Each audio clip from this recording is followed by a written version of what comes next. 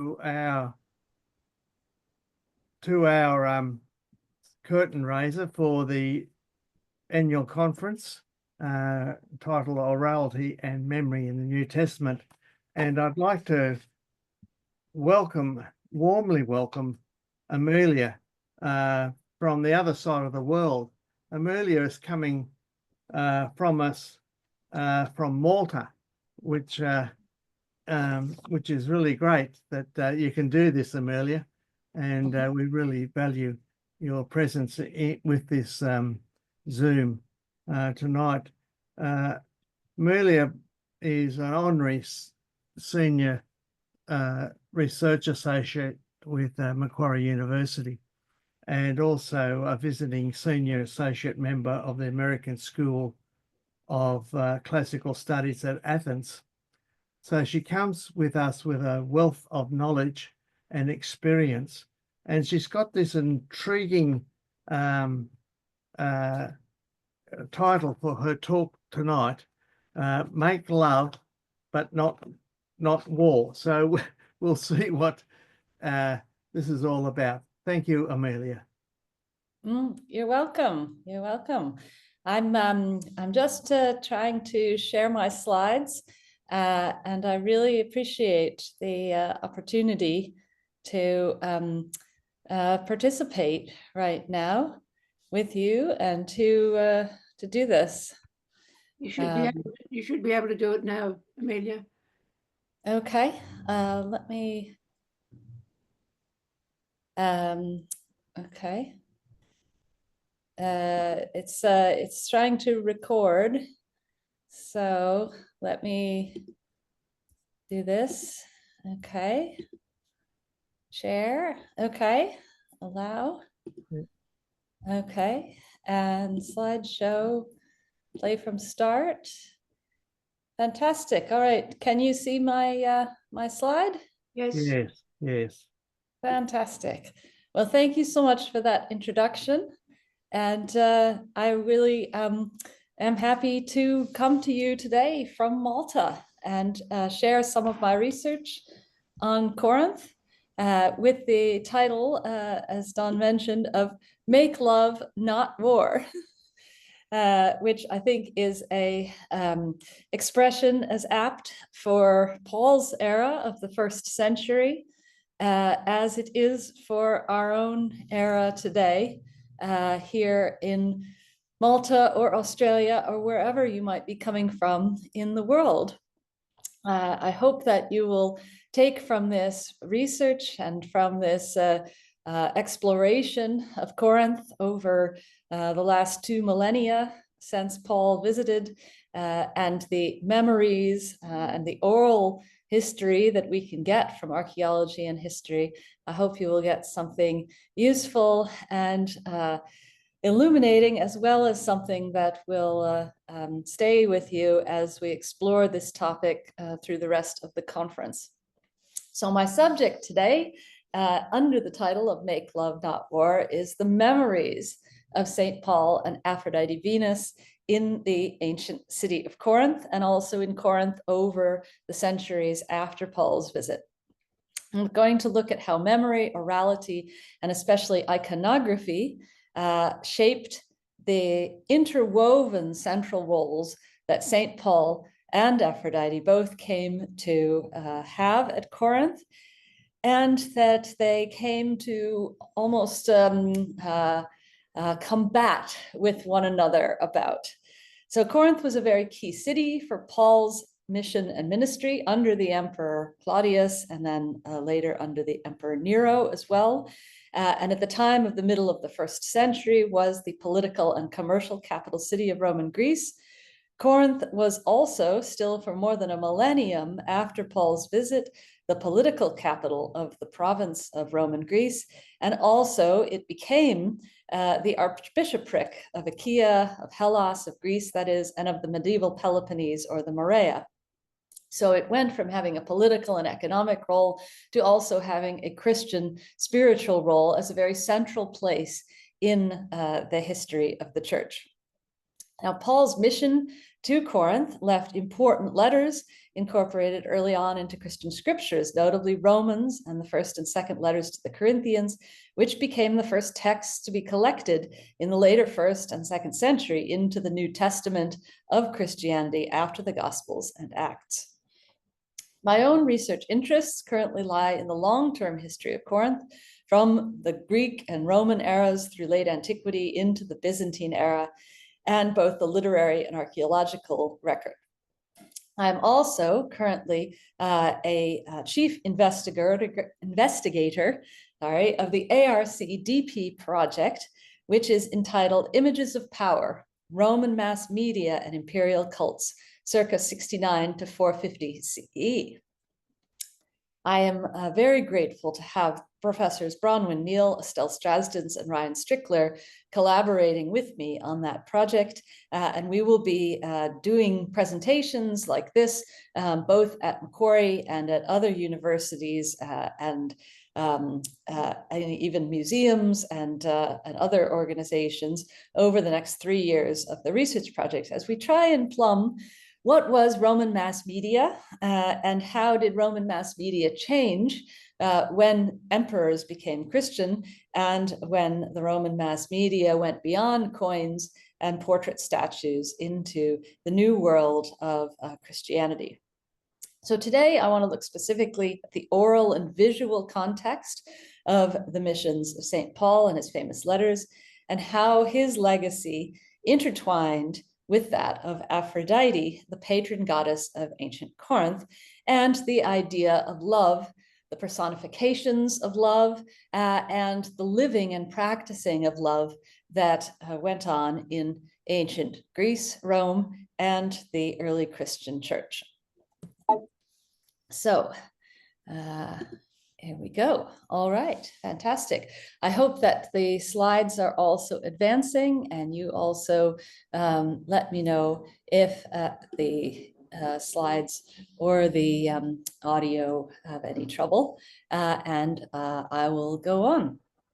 So this is a column actually that stands today in the city of Corinth, and it's right beside the Church of the Panagia, the Virgin Mary, which is there in the center of Corinth, as it has been in this situation since the 1950s. And before that, it replaced another church, which replaced a mosque, and probably that mosque also replaced another church. So there's a very long history of Christianity at Corinth and of reception, particularly of St. Paul's letters to the Corinthians, which would have originally been written or dictated by Paul, probably in Ephesus, and then sent with various letter bearers across the seas to Corinth, and there received in the ecclesia, the house church or gathering place that the Corinthian Christians were using. This letter is justly famous, particularly at weddings, but for other events too. And so this column next to the church in modern Corinth actually is carved with 1 Corinthians verse 13 in both English, Greek, and also French and German on the other two sides. And I just want to give you a couple of highlights from it. You might be familiar that it starts with, if I speak in the tongues of men and of angels, but have not love, I am a noisy gong or a clanging cymbal. And if I have prophetic powers and understand all mysteries and all knowledge, and if I have all faith, that is pistis, so as to move mountains or remove mountains, but have not love, I am nothing. If I give away all I have and I deliver my body to be burned, but have not love, I gain nothing. And now Paul shifts from this declaration to a series of descriptions of what love is, a series of adjectives and nouns. Love is, what is love? Love is patient and kind, not jealous or boastful, not arrogant or rude, does not insist on its own way, bears all things, believes all things, hopes all things, endures all things. Love never ends. So it is eternal, immortal, right? Then I also want to skip ahead. The very end of this chapter, the culminating statement of the chapter for Paul is that faith, that is pistis, hope, elpis, and love, agape, abide, these three, but the greatest of these is love. Then he goes on to chapter 14, and he says a very simple statement: make love your aim. And then he continues with the letter.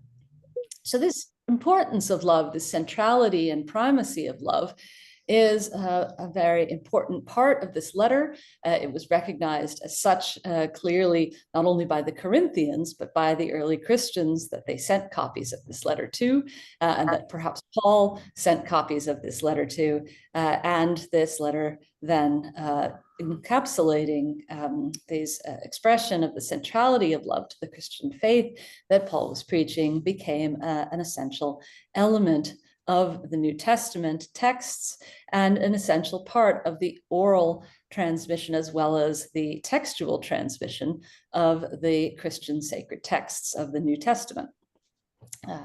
It continued, however, to also be very important to the Corinthians themselves, not only in their practice of liturgies, in their ecclesia, but also in the exploration of what St. Paul would mean to them, and also what the context of this statement of love and this embrace of love and different kinds of love would mean for them in the practice of Christianity going forward.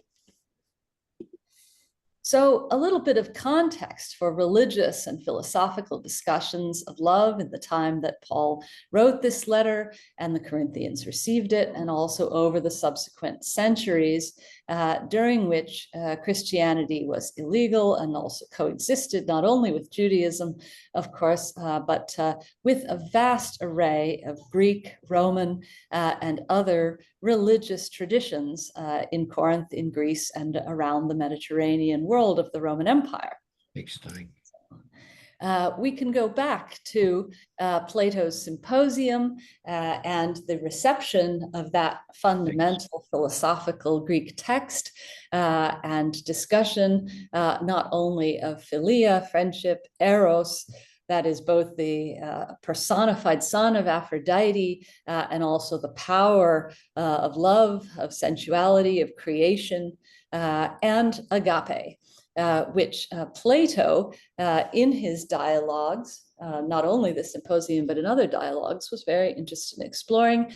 And his subsequent followers in this era were the Middle Platonists, and they were exploring agape, eros, philia, the relationship among them, the different sorts of love that human beings are capable of, and that gods or a god, one god, are capable of, and especially the different levels of friendship, of family, of sex, of relationships between couples, and between a god or gods and people. This was a kind of philosophical stream, but it penetrated far beyond just philosophy to be part of people's thought world. And we can see that in Middle Platonic writers such as Apuleius, who certainly visited Corinth and who wrote his Metamorphoses novel in line with Middle Platonic ideas. And also other works about the god of Socrates and the like. Now, at the same time, there was a very active, deep-rooted poetic tradition about love, about both agape and also eros as a personified young man and as a personified old man, as the first force that had been created, that had allowed the creation of the universe, particularly in the works of Hesiod and Homer. But also you have Aphrodite in modern Greek, the foam-born goddess, the goddess of love, of sensuality, of sexuality, of sexual intercourse, of mixing, but also of marriage. She was one of these earliest goddesses to be created, and she also, from the very beginning of her appearance in Greek poetry, is both a personified woman, an adult woman, a mother, and a beautiful woman who has not just a fantastic body, but fantastic hair and beautiful clothes and jewelry and golden aroma and golden jewelry. She is all of these things, but she is also a force. She is a force of love. She is a force of sex. She is what happens between people, and sometimes between people and gods or a god. So this Greek poetic tradition was continuing and forcefully continued through all of the time of Paul and through the growth of Christianity, and even into the Middle Ages and into Byzantine poetry. Aphrodite retained her qualities in the poetic tradition, even when she was no longer a goddess being worshipped.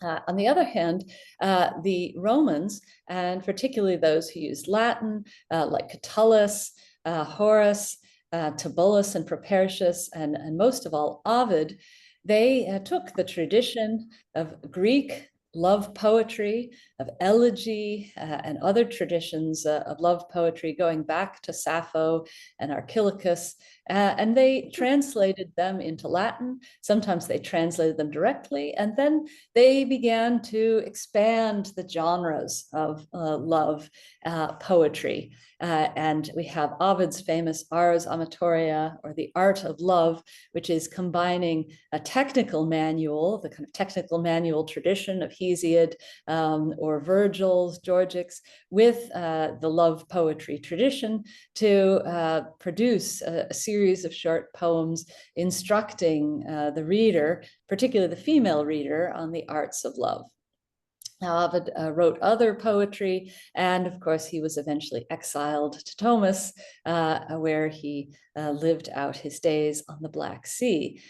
So the poetic tradition of love was a very active one, and certainly a very deeply felt one, and a contested one throughout this era. And it was one in which Aphrodite and Eros were both central, both as characters and as gods, and also as forces too. So I want to also look at the sarcophagus that I have, small sarcophagus or ossuary of marble, and this shows also Aphrodite in the center with Eros beside her, the winged Cupid with his chubby baby body and wings, and they are in relief on the side of the sarcophagus, which comes from the 2nd century, from the little island called Megisti in antiquity, or Castellorizo today. And nowadays, this sarcophagus is in the Athens Archaeological Museum. But it seems to have depicted a couple, perhaps the couple whose ashes were buried in it on the left. And on the right, there is the hero of Corinth, Bellerophon, taming Pegasus by bridling Pegasus at the Pyrene spring, where the horse has stooped to drink. But the figure in the middle, we recognize as Aphrodite because she's a woman and she's a goddess. She has a crown, so she's a queen. And she's also got Cupid, Eros, beside her. All of those things let us identify her as Aphrodite. But the unusual thing about her is that she's also holding a shield. And this gives us insight when we compare her to other representations of Aphrodite, and particularly to Corinthian coins, that this is the Aphrodite of Acrocorinth, the protector goddess of love and of the city of Corinth itself. And she is recognizable because she has a shield, and she is therefore armed Aphrodite, defender Aphrodite, Aphrodite who will keep the city safe. So a little bit of context as well for Paul's first letter to the Corinthians and where this words about love were written, and when Paul was visiting Corinth and also at Ephesus, and these middle years of the first century, and then when these texts were being collected together as well in the later first and second century at Corinth and at other cities around the Aegean, and then around the whole Roman Empire. The first letter of Paul to the Corinthians presupposes that Paul has already been at Corinth for a certain amount of time, that other Christians have been there too, such as, for example, Apollos, that there is some debate about what sort of baptism or immersion in water there has been and there should be. There are some different Christian groups, perhaps Chloe's people and Stephanas's oikia or house, small house, modest house. But that there is also particularly some questions in the Corinthian church around the relationship with the idols, that is the images, the statues, the cult statues, the gods and goddesses, Aphrodite and others, who are worshipped in the traditional way of offering incense and food, especially meat. So these are all these questions, but also all of these people who are bound up together in the first letter of Paul to the Corinthians as we have it in the New Testament. And then in that collection of letters, we also find a second letter of Paul to the Corinthians, which some scholars think is actually assembled from various letters, as even the first might be. Also, we might be talking about many more than just 2 letters. But the second letter is in lieu of a painful visit. So it is instead of a return to Corinth. And then finally, probably in the chronological sequence, but first, of course, in the collection sequence, we have Paul's letter to the Romans, which might have been written from Corinth itself. Speaking of Deaconess Phoebe of Cenchreae, speaking of Gaius, host for him and the Corinth Ecclesia, the assembly, the Christian assembly, and also greetings from a certain Erastus, the Ikonomos tis Polios, we could translate this as steward of the city. We could also translate this as ideal, the Roman ideal of the city. There's been much ink spilled on that.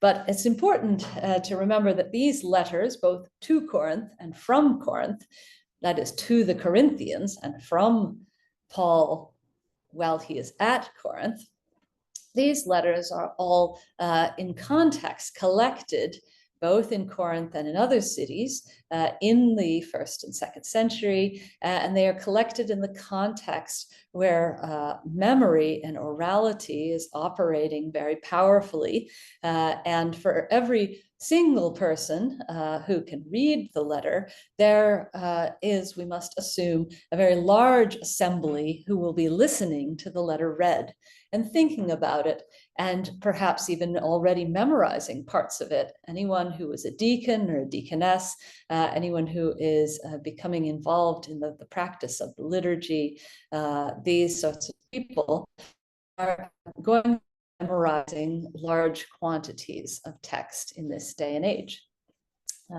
So then we do need to also put in context with these letters and with the circulation of these letters and the knowledge of what they contain and the listening for what they contain, the letters that eventually Luke made into the gospel and the work called Acts of the Apostles. And those works, those original letters, becoming somewhat more narrative and becoming an important part of the emerging New Testament as well. So in Acts 18, Paul is a year and a half at Corinth. He engages with the Jews. He meets Prisca and Aquila, the tent makers, which is also his practice. He visits various houses and the synagogue. He is examined before proconsul Gallio's bema, or vima in modern Greek, the rostra or speaker's platform of the Roman colony of Corinth. He also visits Cenchreae, and there are also references to Apollos, to Paul's plan to return, and to 3 more months in Corinth. And all of this gives us context for the memory of Paul at Corinth. So this memory of Paul at Corinth is shaped very powerfully, first of all, by the first letter on love and by the letters in general that were written to the Corinthians, but it's also shaped by the letters written from Corinth and the works of Luke in the Gospel and Acts, especially collected into the New Testament. All of these things together form the memory of Paul at Corinth. So Corinth, in the time that Paul visited, as well as for centuries and millennia afterwards and all the way up to the present day, is the city that is situated just to the south of the isthmus of Greece, and therefore in the transition zone between 2 seas, Lechion and Cenchreae, the Corinthian Gulf and the Saronic Gulf, between 2 land masses, central Greece and the Peloponnese or Morea in medieval times. And it is a city-state which has some fertile land on the coast, which has excellent harbors, and which has a fantastic natural fortress as well, or citadel, the Acra Corinth. Ancient Corinth has been excavated by the American School of Classical Studies at Athens Excavations since 1896. And those excavations began in and around the standing columns, the still standing columns of the archaic temple. That is this temple here, which is located here on the plan of the Agora or Forum of Corinth.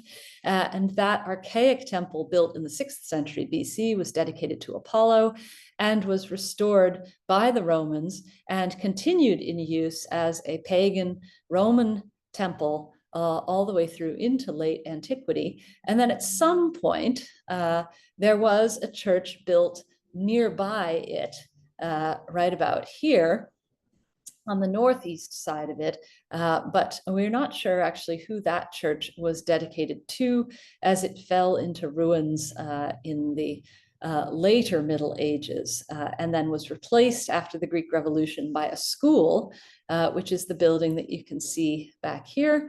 And today, actually, there is an old museum there, which is used by the people of Corinth.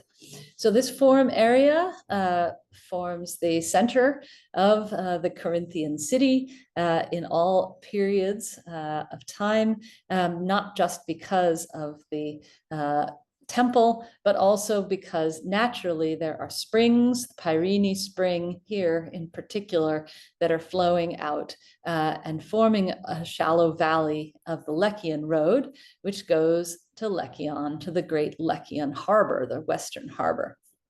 So on this map, you can also see for late Roman times, the LR times of, say, the 5th to 7th centuries.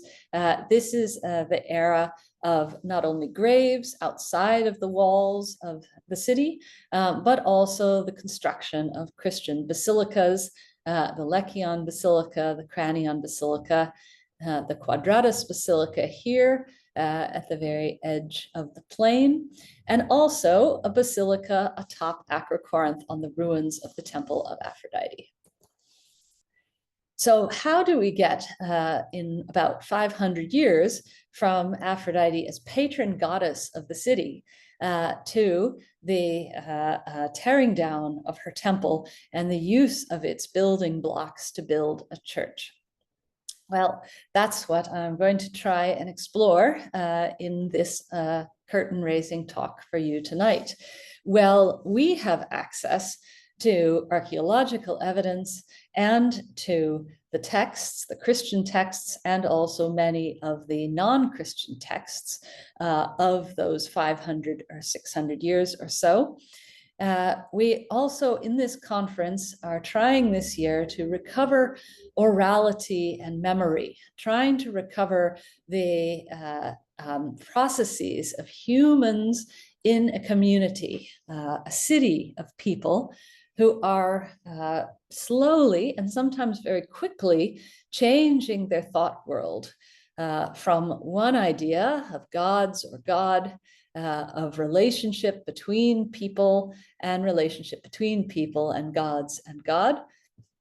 And on the other hand, we're trying to recover not just individuals, but a whole community, a city. And we're trying to recover their oral and day-to-day interactions, the choices they made, and how those were shaped by texts, particularly by Paul's letters, and more broadly by memory, the memory of Paul and the memory of Aphrodite.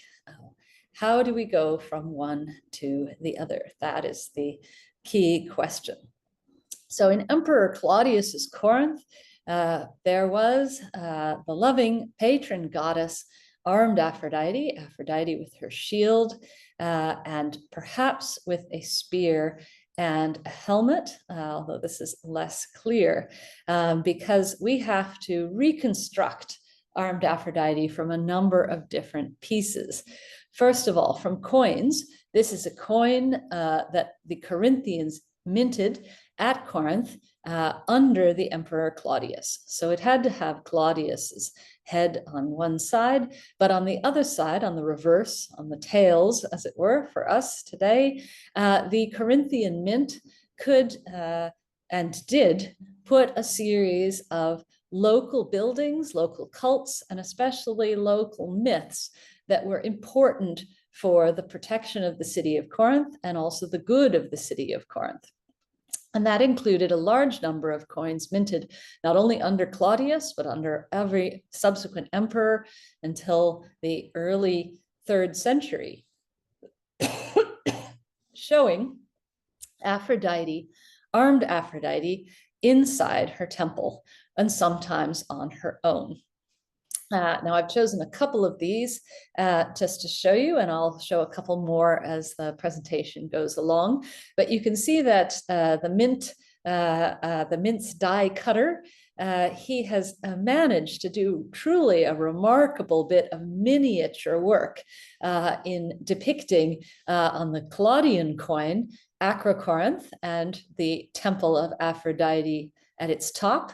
And in this later coin, not only Acrocorinth and the temple of Aphrodite, but even the statue of armed Aphrodite with her shield inside of that temple. And, you know, when you think of these being coins, these are all copper coins or bronze coins, very small. The artistry that went into them really is staggering. And it's very helpful for us today because this statue of armed Aphrodite, we know of it from the coins, from descriptions, and we also know of it from copies. Small copies, statuettes from Corinth, and also large copies. And this is the best preserved large copy today, which actually comes from the Greek city of Perge in what's now Turkey, in southern Turkey, and is on display in the Antalya Museum. And it was created for a very large facade of a nymphaeum in Perge in the 2nd century by a man called Claudius Pason. And he dedicated not only local gods and goddesses, but he wanted to include all sorts of other gods and goddesses. And so he had a statue of Aphrodite of Acrocorinth made, of armed Aphrodite of Acrocorinth made along with others. Now, we also know about this temple and this statue from the very helpful guidebook of Pausanias, which was written in the middle of the 2nd century. And he says that not only was it armed Aphrodite, but also that she was Aphrodite Urania, Aphrodite of the heavens, close to heaven, because she's on top of a mountain, but also from the heavens because she was born from Uranos, from the sky. And this was where she lived when she was in Corinth. This was the embodiment of the goddess that people would come to worship, and that people would also have small statuettes of to make devotion to in their homes. And he wrote in this guidebook that the Acra Corinth is a mountain peak above the city, assigned to Helios, that is the sun, the god of the sun, but also the sun, bribed by Briareus when he acted as judge, and then handed over by Helios to Aphrodite, as the Corinthians say. So she's also Aphrodite Urania, Aphrodite of the heavens, because she's close to the sun, and she received the mountain and the city from the sun himself. And on the summit of the Acra Corinth is a temple of Aphrodite, and the statues are armed Aphrodite, that is Aphrodite with her shield, her spear and helmet, Helios, of course, since he was the one who won the mountain, and finally Eros is her son, with a bow. So with a bow and arrows that he can take aim with.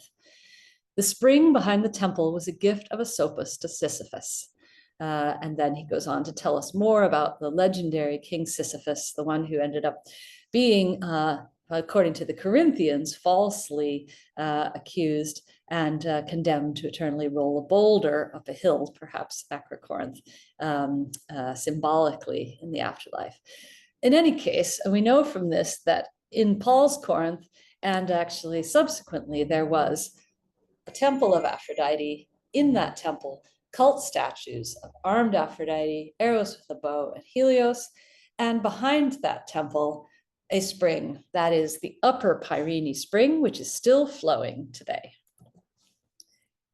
So how do we get a little bit more of a clear idea of what Aphrodite looked like? As I said, the coins themselves are very small. We can tell from the coins that the temple itself was not a huge temple. It was a small temple, a hexastyle or even only tetrastyle, it's 4 or 6 columned temple, and that Aphrodite inside it was holding her shield. We can go back to the little sarcophagus from Castellorzo, now in Athens, and we can combine not only this image of Aphrodite of Acra Corinth on the side with the couple who were buried in the sarcophagus, but we can also look at the reverse of the sarcophagus, and there we find there is also Aphrodite, and here her garment is slipping down just below her bum, and she is holding a spear. And has put down the shield there as part of celebrating, probably with Hercules, the victory of the Corinthians. So she's also Aphrodite Nike. And on this side, we also have Odysseus and Diomedes stealing the Palladion, or a statue of Athena from Troy. So we have a number of different mythological scenes, and we can get a better idea from this Aphrodite as well as this Aphrodite what the actual Aphrodite of Acra Corinth looked like. We can also get some help in reconstructing the temple and the statue inside from terracotta figurines that were found at Corinth, such as this Hellenistic example recently published by Betsy Pemberton, and we can get an idea from the famous Venus de Milo of 2 pieces, now in Paris in the Louvre Museum, and perhaps one of the most famous statues of ancient Greece, but of course Venus de Milo from Milos, from the island of Milos, where she was made in the Hellenistic era and set up. So by extrapolating back and working back, we can say that there was a late classical Aphrodite of Acra Corinth, armed and holding a shield, probably to her left, holding a spear, maybe with a diadem or with a helmet on her head. Certainly half draped, right? Showing her bare breasts, but also concealing the rest of her body, not completely nude like the statue that was made by Praxiteles for the Canidians, Canidia, the most famous completely nude statue, but not completely covered up either. So an embodiment of love, of sexuality, of an adult woman's body in its most idealized form, but still similar to the real women who would have been her devotees, as well as the real men of the city of Corinth. Our last piece of evidence for trying to reconstruct the original temple of Aphrodite and the statue inside comes from atop Acrocorinth itself, where in 1926, Carl Blegen exposed a number of foundations, a large tower, which was atop a very small turbe, or a Muslim holy man's tomb, which was atop the ruins of a church. You can see the apse here in the east, which was atop some small foundations. And it's those smallest and lowest foundations that must have been the support for the small temple of Aphrodite of Acrocorinth. Good. So, Paul, of course, was visiting Corinth, and the Corinthians subsequently were meeting and living not up on Acrocorinth, but in and around the Roman Forum that I showed you before. And so it was looking up at Acrocorinth that Paul and subsequent Corinthians in generations would have seen atop the Acrocorinth their temple of their protector goddess. And this was in the first century in the context of many other temples. The archaic temple of Apollo here, also a Capitolium, or perhaps a temple of Tyche or Fortune here. That is Temple E on the west side of the Forum, and a whole series of other small temples, including another temple to Aphrodite in the Forum. There were also synagogues in the center of Corinth, like these at Delos or Sardis, places where Jews and God-fearers met together, and where Jews continued to practice their religion and worship their God long into the Middle Ages, and actually up until early modern times at Corinth. The structures of Roman imperial civic authority were also all around Paul and all around the Corinthians in the hundreds of years after his visit and him sending his letter. The bema itself, of course, the city's speaker's platform in the center of the forum, but also the vuli or boule, the boulaterion, this meeting place for the city fathers, basilicas, as well, civic basilicas for trials, but also for business, for markets, and honorific portrait statues.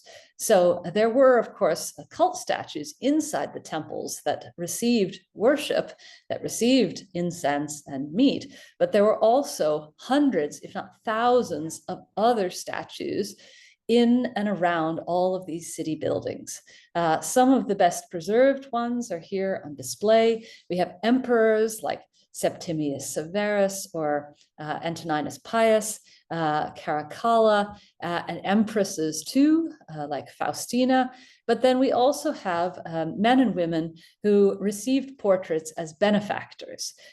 These are men and women who served in some sort of office, in the case of this pagan priest, who you can recognize from his wreath. And they also served as benefactors to the city, giving money for civic projects. And of course, we have the famous inscription paving the courtyard next to the theater by a certain Erastus, who did it for his ideal ship, Stravit. He paved it for his ideal ship out of his own money, suum pecuniam. And this may or may not be the same Erastus as Paul refers to in his letter to the Romans. So St. Paul then was mainly remembered at Corinth as an apostle, but I need to also just throw into the mix that there was also a St. Paul the Holy Fool at Corinth as well in the Byzantine times. And so we can't always be 90% sure that the memories of Paul and the memory of Paul's ministry and his letters were always just about the apostle. The archaeologist Demetrius Pallas in 1957 recounted a popular oral legend of 20th century Corinth, which said that the upper suburb of Corinth, called Aigi Anargyri, which is for the church of Saints Cosmas and Damian, was actually also called Anaploga, that is a breath out, or catching your breath, because St. Paul had to catch his breath there after he was rolled down Acrocorinth in a barrel by the Corinthians, who were displeased by his preaching. That is one tradition of contemporary Corinth. And there is also an alternative story prevalent in Byzantine and early modern Corinth, that St. Paul was escaping a demon by jumping in the barrel and rolling down the slopes of Acrocorinth. And this latter tale is probably intertwined with the much less well-known medieval holy fool of St. Paul of Corinth. Now, the Pauline epistles, along with the book of Acts, were all adopted along with the rest of the Christian scriptures by some Corinthians in the centuries after his visit, but then by the majority of Corinthians in the 4th, 5th, and 6th centuries.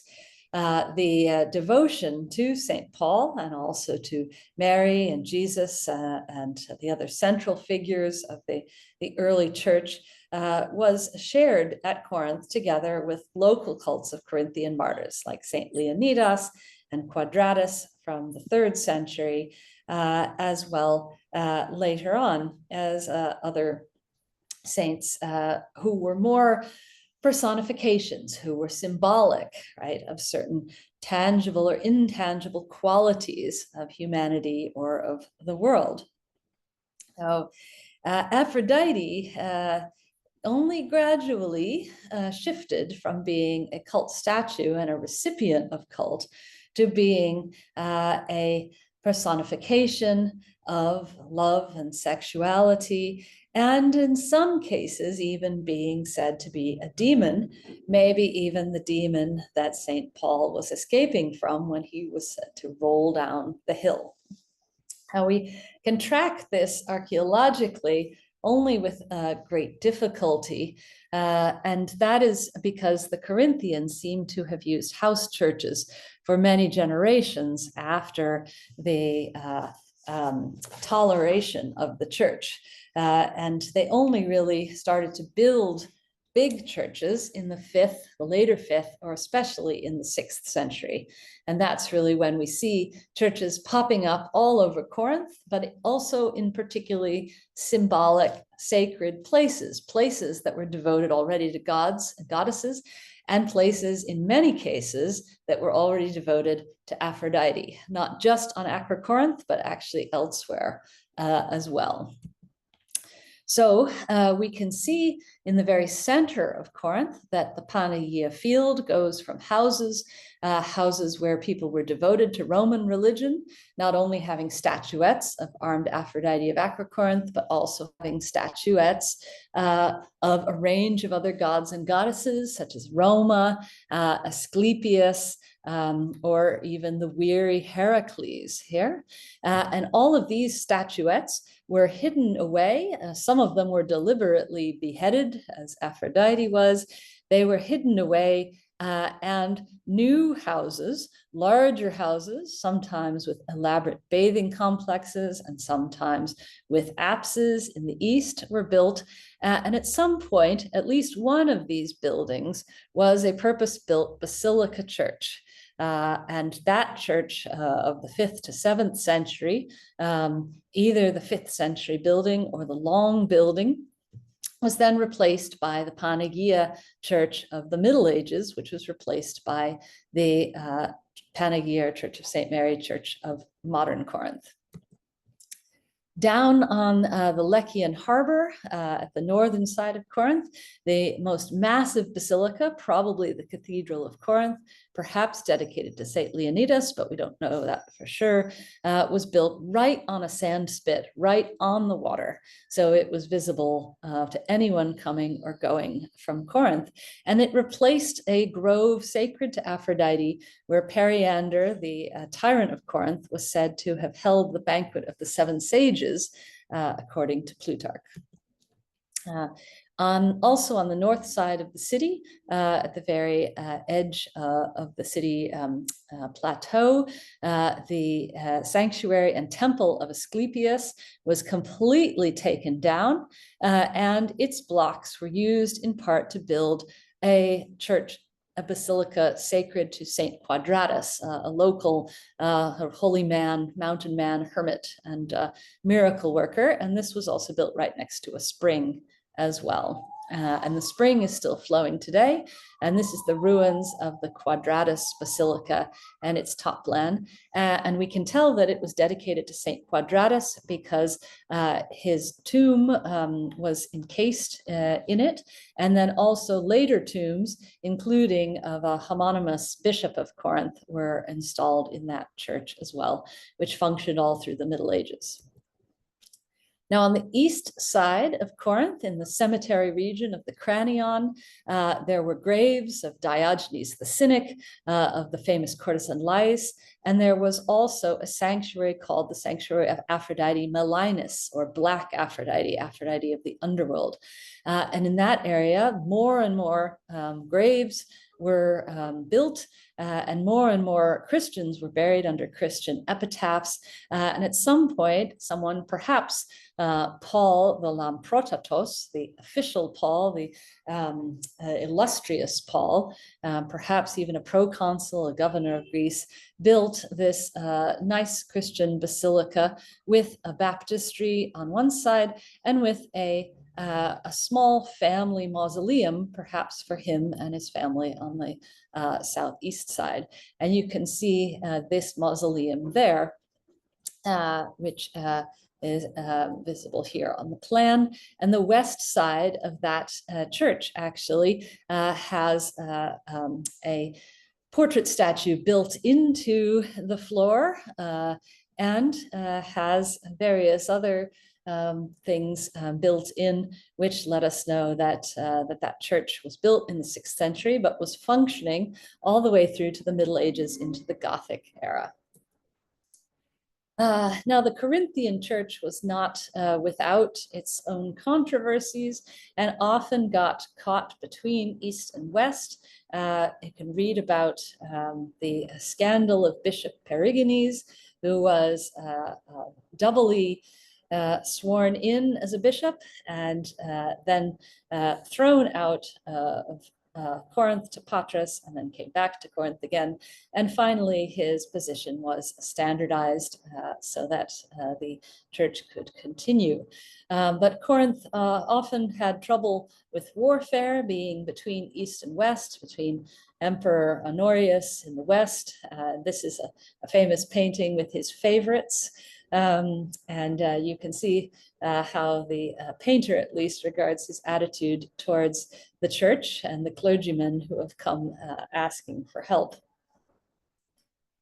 But Corinth was very much between Honorius and the Western Church, the nascent bishopric of Rome, the Pope, basically, and the Eastern Church and the emperors of the East, Honorius's brother Arcadius, and then his nephew Theodosius II.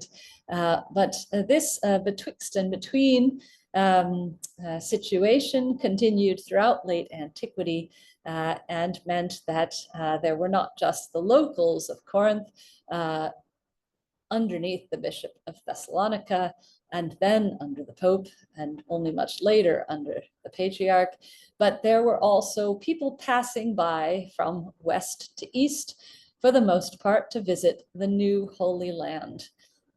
And you can see some of those pilgrims passing by through around the Peloponnese, and others going by land in the north.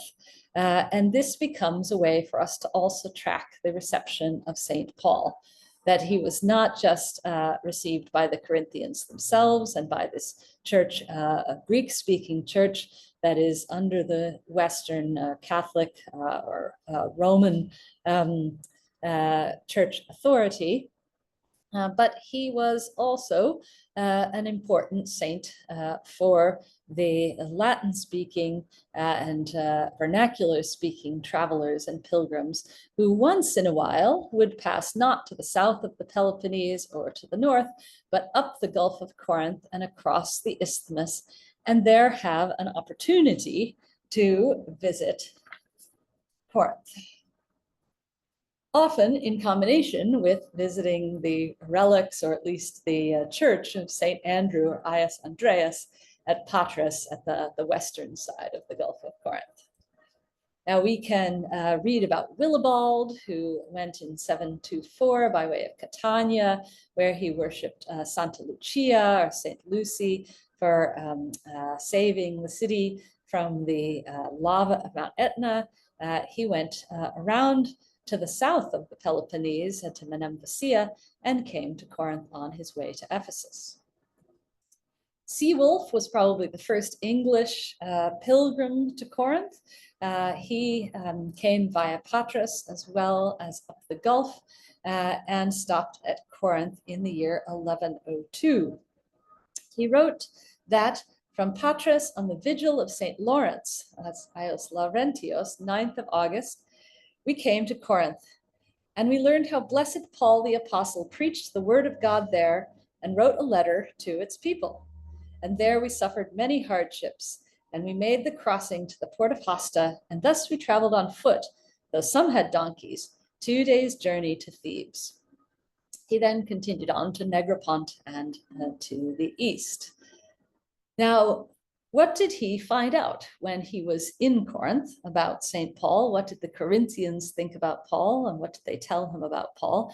Well, we have some very suggestive information that there was a church of St. Paul, not the cathedral of the Lechion Church, and certainly not the church atop the temple of Aphrodite up on Acrocorinth, but in the former forum or agora, now much smaller and reduced by housing, there was a small 3-aisled church or chapel that had been built just atop the bema, the speaker's platform of the ancient city.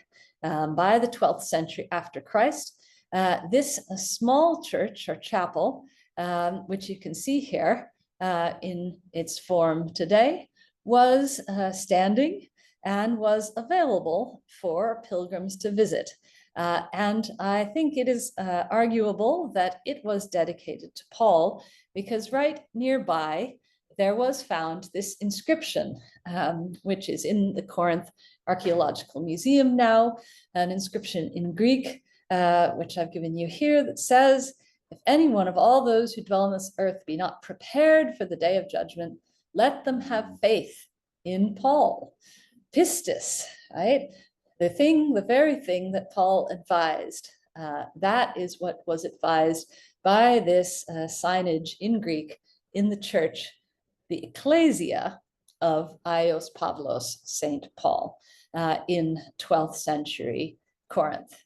And this little church stood among the other churches of medieval Corinth, certainly the Panagia Church here in the Panagia Field, which was replaced in modern times with the current church dedicated to the Panagia, to the Virgin Mary. Certainly also still a church inside the Pyrene Spring House itself. You can just see these 2 columns left behind, and that was here on the Lechian Road. And there was some sort of a church here that was built next to the Temple of Apollo. The Pyrene Church had been utterly stripped of all of the decorative, but also honorific statuary. And some of that statuary, including this head, had even been marked with a cross on his forehead before his head was deposited in the spring itself. And so the spring could be used for baptisms, but there were no pagan priests or benefactors or Aphrodites or nymphs or any men or women or gods or goddesses anymore in that small church in the Pyrene Spring. And up atop Acrocorinth, what of there? This church seems to have stood on top of and using the building blocks of the temple of Aphrodite from about the 6th century until the conquest of Corinth in the 15th century by the Ottoman Turks. And then it was in turn demolished to build this Turkish holy man's shrine. So this church from the 6th to the 15th century would have been visible as the temple had been, and replaced very prominently for the Corinthians their previous dedication and their previous patron goddess's place. Now, we have a candidate for the bishop who constructed this church, who reconstructed this church out of the temple blocks, because the Corinthian Archbishop Photius sent the deacons Dionysius and Callinicus to the 5th Church Council in Constantinople in the year 553. That is under the Emperor Justinian. And his name, Photios, is also on an invocation carved on a column which was discovered around this church and perhaps was once inside of it, like the columns that were in the other churches. It was all of these columns were being reused from previous temples. Well, I think he is the best candidate for the builder of the church atop the temple of Aphrodite in Acrocorinth in the middle of the 6th century. Now, who would he have dedicated this church, this cathedral of Corinth to? Well, in the 6th century, he had the example, of course, of the Emperor Justinian rebuilding the great church of Constantine and Constantius, the church dedicated to an embodiment of wisdom, Hagia Sophia, which is still standing today in Justinian's version of the church, but tells us that both in the 6th century and in the 4th century, that embodiments of particular virtues and qualities could receive dedications of churches. And in fact, the cathedral of the whole Roman Empire was set aside for not a particular saint or martyr, but for embodied wisdom, Hagia Sophia. And the iconography that was developed for her was in blue with stars, and that she was the mother of not only the holy pistis or faith and elpis or apida, hope, but agape of love. So faith, hope, and love, and the greatest of these is love, of St. Paul had become in the 4th and then especially by the 6th century tradition, great wisdom, Hagia Sophia, holy wisdom. That holy wisdom, which is mother to love, faith, and also hope. And she was personified in her iconography and as the recipient of the main church of Constantinople, and hence the main church of the Roman Empire. So perhaps Aphrodite was replaced, superseded by a church dedicated to Hagia Sophia, or to, that is wisdom, the mother of love, or perhaps this quality was combined by the Bishop Photius with Mary herself. And you can see that the iconography, the dress, the garb of Mary, Maria Theotokos, bearer of God, holding baby Jesus in the Hagia Sophia, is very similar to that of Sophia herself. So that there comes to be a slippage between Sophia, wisdom, agape, love, and both of those qualities embodied in Mary, the mother of God, the mother of Jesus Christ, the goddess also of the sky, with her blue, dark blue raiment, spangled with golden stars. Thank you very much for your attention, and I'm happy to take a few questions as well.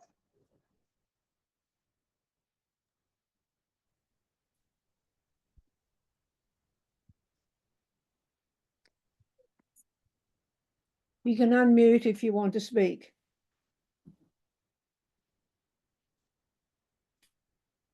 Yeah. I'm unmuted. Yes. Yeah. Thank you very much, Amelia, for that. It was a great presentation of the memory of the Apostle Paul, really, wasn't it? And what I was thinking was, are there any tombstones that have been discovered in Corinth that bears the name of Paul? Yes.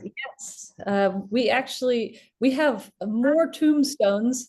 We have more tombstones from Corinth than any other sort of inscription. We have Right. hundreds and hundreds of tombstones. Yeah. A few of them have the name Paul, Pavlos, and a few of them have the name Maria. Right. And they start generally in the later 4th, but especially in the 5th century. And then they continue until the 7th or 8th century. And then they seem to disappear as a practice because I think the tradition at that point became that there weren't a whole lot of gravestones for individual burials, but there were family tombs and family burials, and sometimes there were painted wood tablets or gravestones. So we have a big drop off in the Middle Byzantine times, but certainly from the 5th to the 7th century, yes, we have hundreds of gravestones, which are fairly formulaic, but do tell us a lot about the names and the naming habits, which I know is a subject dear to your own and also to Alana's heart as well. Yeah. Yes, yeah.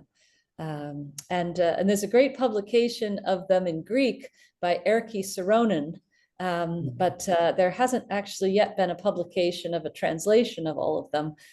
So that is perhaps something that I should try and find a student to assist with. That would be good. Yes. Yes. Yeah. Well, I was just blown away by that, Amelia. I mean, it's quite extraordinary the way you combine the classical background, the New Testament background, the literary, the New Testament, the archaeological evidence, and then going right up to pretty well the present day. It really puts Corinth and Paul into a tremendous context. So well, you've taught me a lot, and I hope you might even send me a copy of the paper. I was just going to, on the subject of names, I mean, I totally agree with what you say, but what it did show when we had a look at them at various stages was that in the early stages, it's a little bit hard to tell if Paul is actually a Christian name because, you know, it doesn't always have to be. But certainly by the time things have to be, you know, more or less have to be Christian in the 4th century, Paul and Peter go along side by side, but eventually, as you'd expect, Peter ends up more popular in the West and Paul ends up more, and there's a lot of, you know, a lot of statistics you could find on that. It's hardly a surprising conclusion, of course, but it certainly backs up what you say. But I'd never thought of the faith, hope and love persisting in that form for so long. But will you send me a copy? Yes, absolutely. I'd love it. And it's very, very generous of you to do this, you know, in your from Malta, in your family time and your work time and everything. Thank very you. generous. We appreciate it a lot. Well, thank you. And we hope you'll keep on. I absolutely will, and I'm looking forward very much to coming back to Australia for about 3 weeks, and to the Byzantine Studies Conference, which will be the first weekend of June.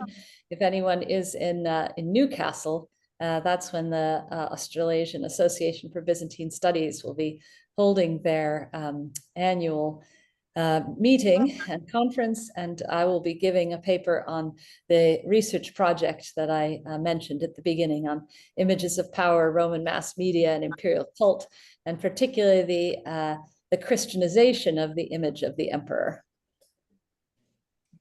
Very much dear to Jim Harrison's heart and many others. I can't make that, unfortunately, but you'll have a lot of interested audience. Fantastic. Anyone else got questions, observations?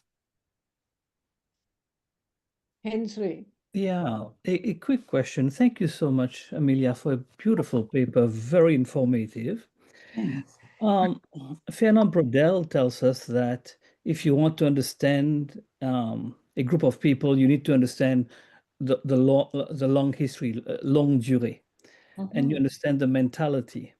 When I read, when I listened to you, it seems that the mentality of the Corinthians was linked to Aphrodite and what she symbolized, love, sex, and so on.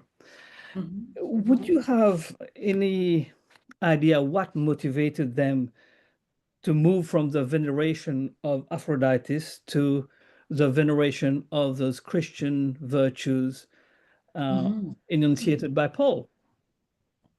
Yes, well, it's a very big question. It's a very big question. I think I'm interested in particular in how the cult of Christianity grew at Corinth in the 3rd century, and there we have a number of martyrs, both women and men, and they. At least according to the traditions, these are people who are preaching about some of these similar values of family and of devotion to the city and to the greater good and to loving your neighbor as yourself. And some of those virtues do seem to take hold, I think, in the local people, the local people who are remembered of the 3rd and the 4th century. But then there must also have been quite a number of bishops of the 4th and the 5th century who moved their congregations from one house to another house to a larger house, who did renovations and who also, you know, put in the investment, right, of time and money and preaching to expand the church and to build on some of the existing traditions of Corinth, particularly being a crossroads, being a place of lots of mercantile and land-based trade, but also being a military strong point, right? Being an important citadel, and we see that the citadel of Acrocorinth is rebuilt, and as part of that, I think, you know, Photius, the bishop Photius, he would have wanted to see, you know, the Christian defense of the city being congruent with the Great Wall across the Isthmus, also that Justinian's agent Victorinus had built. And we're really lucky to have that wall still standing across the Isthmus in most parts, and also to have large inscriptions that say, you know, may this wall guard the Christians of Corinth, those who are living according to Jesus Christ and those who are living according to Mary, and who are devoted to them.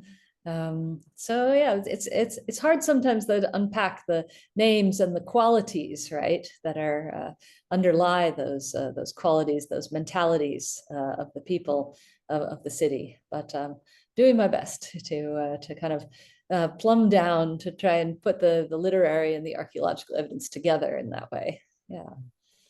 Thank you. Mm-hmm.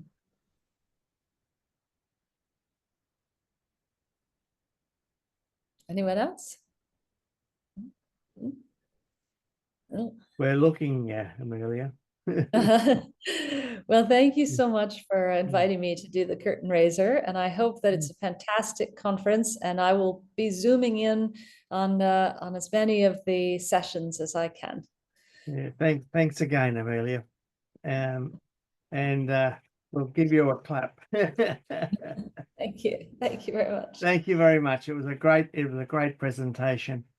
Really learnt a lot. Yeah, thank Oh, you. thanks. Yeah. You're welcome. You're welcome. And look forward to seeing many of you again, and in in a couple of weeks in Sydney, but also, as our paths cross around the world. Yeah. Thank you, Amelia. You're welcome. You're welcome. Good afternoon from Malta and good night from Sydney. Yeah, that's right.